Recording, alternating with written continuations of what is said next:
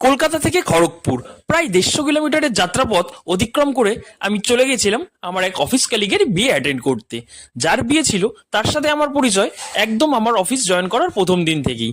আমাদের একসাথে যেমন জয়েনিং হয়েছিল, একসাথে ট্রেনিং এবং একসাথেই কাজ স্টার্ট করা হয়েছিল। তো আমি এতটা যাত্রাপথ অতিক্রম করে গেছিলাম শুধুমাত্র ওর বিয়ে অ্যাটেন্ড করার জন্য।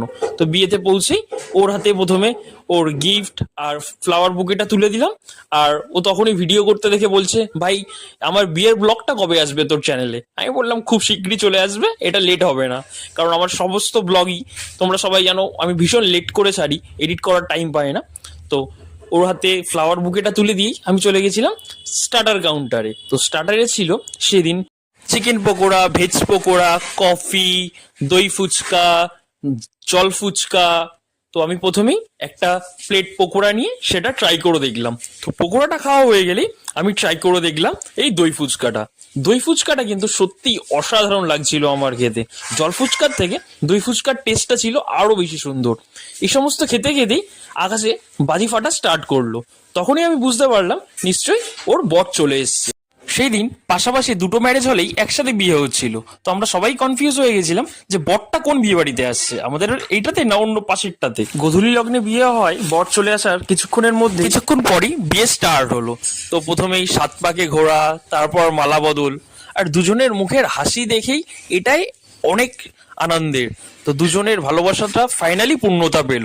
তো দুইজনের মুখেই হাসি একদমই ধরছিল না। তারপর মেয়েদের দীর্ঘদিনের যে অপেক্ষা, সেই সিঁদুরদান। তো সিঁদুরদান হওয়ার পরে অমৃতা তো ভীষণই খুশি, ওর মুখে হাসি আটকায় গিয়ে। সময় যে দাদার বন্ধু বান্ধবরা ছিল তাদের সাথে তো আমিও ফ্রেন্ডলি হিসাবে মিশে গেছিলাম। তো ওই টাইমটা আমরা ভীষণ চুটিয়ে ইয়ার্কি মারছিলাম, অনেক রকম কথাবার্তা বলছিলাম। তারপর আমি বসে গেছিলাম আমার ডিনার করার জন্য। তো সেই দিনের মেনুতে ছিল প্রথমেই এসে দিয়ে গেছিল ভেজ কাটলেট, তারপরে নান, চানা মশলা, তারপর সাদা ভাত, তারপর একটা মিক্স ভেজের তরকারি, ডাল, তারপর ভেটকি মাছের পাতুরি। এটা খেতে খেতেই চলে আসলো আমার ফেভারিট লাল লাল ঝাল ঝাল মটন কষা। তো মটন কষা দিয়ে সেদিন খুব সুন্দর করে খাওয়া দাওয়াটা কমপ্লিট করলাম।